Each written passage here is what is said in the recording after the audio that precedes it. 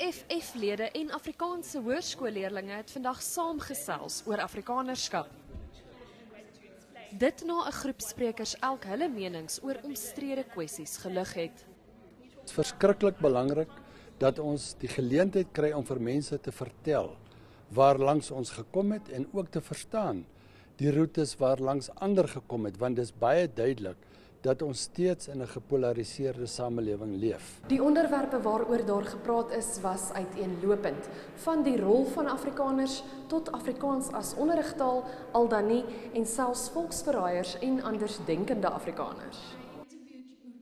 Oud-ANC-politikus Melanie Verwoerd sê nie alle Afrikaners is soos die omstrede sanger Steve Hofmeyr nie.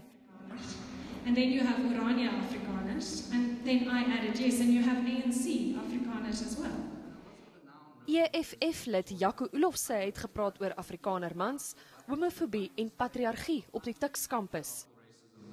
A wall of Afrikaner men, shoulder to shoulder, arm in arm, blocked the protesting students. Their mere presence was violent.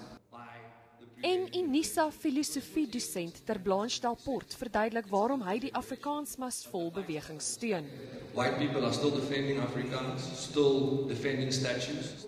'n Verteenwoordiger van die FHK sê hy is teleurgesteld omdat geen verteenwoordigers van die solidariteitsbeweging na die gesprekke genooi is nie en sê hulle is nie bang vir 'n robuuste gesprek nie. Wat ek vandag hier gehoor het, klink nie van baie goed nie, dis baie links, ons het baie van die EFF-lede gehoor. Ons het geluister na meneer ter Blanche hierso wat sê dat die Afrikaner behoort eintlik in sy eie swaar te val en net bloot selfmoord te pleeg en heeltemal te verdwyn uit Suid-Afrika. Het moes nooit hier gewees het nie en ons kan glad nie daarmee assosieer nie. Daniela van Heerden, Eunice, Johannesburg.